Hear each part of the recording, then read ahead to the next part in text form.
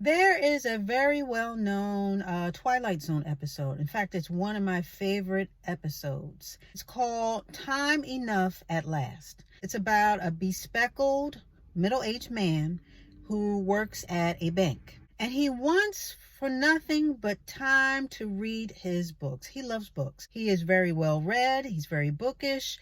And he just, anything like periodicals and novels, and he just loves to read. So much so that he tries to pursue it every chance he gets, even at work. Even at the risk of messing up at his job, which he did do as a bank teller because the customer interrupted his reading. Therefore, he got very frustrated and ended up giving them the wrong change or something like that. He was a man of simple pleasures. He just wanted the space and time alone to read his books. So there he was, stuck at a job that he didn't like, surrounded by people he enjoyed even less, including his own wife, who you would think would have some type of understanding towards his love of books and book reading, but she didn't. She made fun of him and his passion. She basically set him up and asked him to read some poetry from a book, only to have doctored the book prior to and deleted a lot of the words so that he couldn't even read it.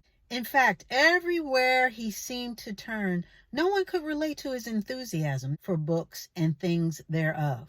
And every time he tried to connect with someone or made some type of attempt, it was always an odd and awkward exchange, which left him very frustrated. You could possibly label him a nerd. You could possibly label him as being somewhat condescending as far as dealing with others, as far as his contempt for small talk and banal banter and the cacophony of trivial conversations. He yearned for something more cerebral. All the pesky distractions, he was tired of it. He just wanted to be immersed in his books, and being so worked up, he yelled out, "I just want to be alone with my books."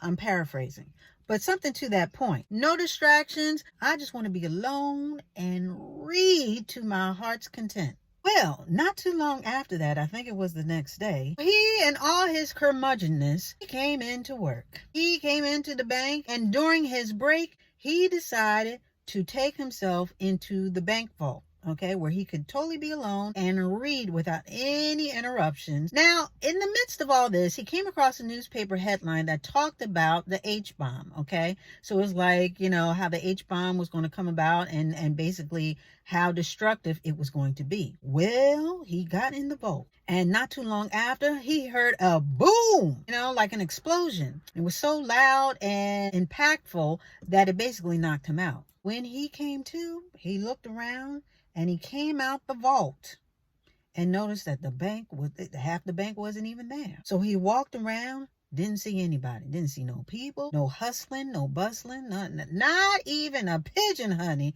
flying in the sky. So he walked around and he looked a little bit more, nothing. So basically what he had read had actually happened. An event of nuclear proportions had happened and basically left the earth devastated and desolate. He looked to the left, ain't no people. He looked to the right, ain't no people. Went to the grocery store, there ain't nothing but canned foods for days and days and days, and things that could sustain him, but there was not another soul to be found, not even his lovely wife. To his surprise and initial dismay, he was basically the last man standing. So he got a little depressed. He got a little beside himself, and he didn't know what to think or what to do. And he sees the library.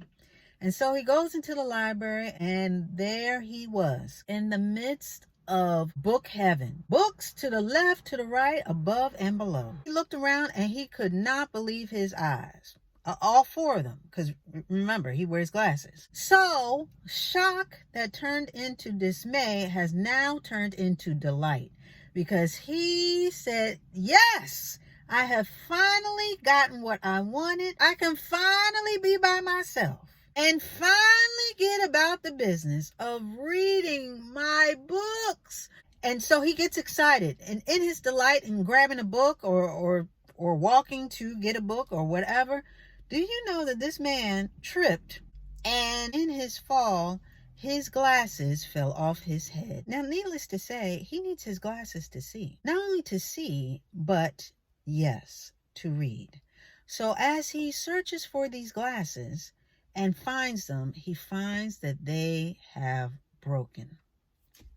So not only is his vision impaired, but he is now unable to take advantage of the cornucopia of literature stacked all around him. So although he got what he wanted, he was not able to take advantage of it, with not only anyone to interact with or vent to, but now he cannot even indulge in the very thing that he has wanted for so long.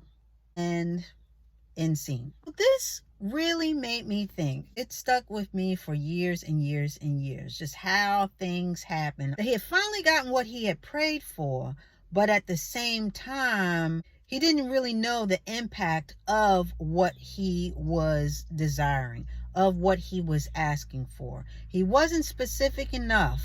And that just makes me think, because we are like that, because that's very true. That's very true with a lot of us. Number one, and we have gone over this before, you have to know what you want. A lot of us pray for a lot of stuff, but we don't even know what we want. We think we know what we want. We kind of know what we want. Some people see what other people have, and so we think that that's what we should have or what we want for ourselves. So we really have to know what we want in order to be able to pray specifically for that thing. You have to be specific. You have to be specific with your prayers. When you ask God for things and for things to happen, you have to know what you want and be specific. Just like the example I gave before, you just don't want, I just want a wife, or I just want a husband. You don't want just a husband. You want a husband that is faithful, that is of like mind. You want someone who's willing and able to work. You want someone who's going to listen. You want someone who truly knows the meaning of love. You don't want just a husband. You want specific things that come in that package, that come under that title. You don't want just a job. You don't want just a car. You don't want just anything. You want the best of the best, and you want something that aligns with your passion and your purpose and what God wants for you. So you got to ask for it. You got to ask for it. You got to be specific. And even in that, just as this story shows in great detail, knowing what you want and being specific, that helps to line up what you really, it helps you to focus in on what's important and what you are actually asking for. Now, in this story, the man said that he just wanted to be alone. He just wanted to be by himself with these books. But really, he didn't want to be by himself. He wanted to be left alone, okay? He wanted time. He just wanted time to himself to indulge in his passion of reading. What a lot of us call just having me time. Absolutely, because you hear me talk about that all the time. I like having my me time. But trust and believe, it's good to have people around. It's good to speak with someone. Man was not meant to be alone. We need each other. There's a reason why God made us social creatures. So with him asking just to be by himself, I just want to be alone and this and that, he wasn't specific enough. He didn't know what he wanted. He knew he wanted the book aspect, but he didn't know how to get it. He thought that the answer was to be all by himself. And in the end, he ended up being all by himself, and he was lonely. He instantly felt alone because he was. He found himself in a desperate situation of, now that he got what he asked for, he didn't want it. You know what I mean? He didn't want to be behind. He was looking for people. He was looking around to see who was left. And then when he found that no one was left, he was devastated to the point where he almost didn't want to be there himself. So we need each other. We need each other. It's good to check in once and again, to totally shut yourself off and not communicate with anyone. That can breed contempt.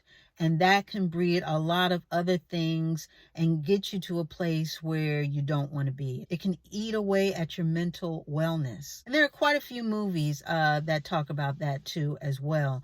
You know, about being the last man standing and this and that and so forth and so on. Omega Man and all this other stuff. There's a lot of movies that touch on that, and how really when the social aspect of life wears away or is no longer there, how things can quickly devolve into something else. But it just tickled me. It made me feel sad for him a little bit, and also just tickled me, and it just brought home the whole thing of be careful what you wish for. You got to be careful what you ask for. And again, if you know what you're asking for and why you're asking for it, and of course, you want to check with God and say, God, I want what you want for me. So if what I'm praying for lines up with what you want for my life, by all means, Lord, lay it on me. You know what I mean? So with that being said, we have to get our prayer lives tightened up. I've said it before. I'm saying it again. It's so important to know how to speak to God. It's so important to know what your prayer is. Because again, a lot of us are just so used to praying and praying. We've been praying for the same thing for years and years and years, to the point where that particular prayer is outdated. You don't even want that stuff anymore. You don't even need that stuff anymore. You need to fine tune it so that it reflects what you are truly feeling and needing right now. So I just wanted to come in here with just another example of how you got to be careful. Honey, you got to be careful what you wish for, because you just might get it in the end. And with that, we are going to put a button on it.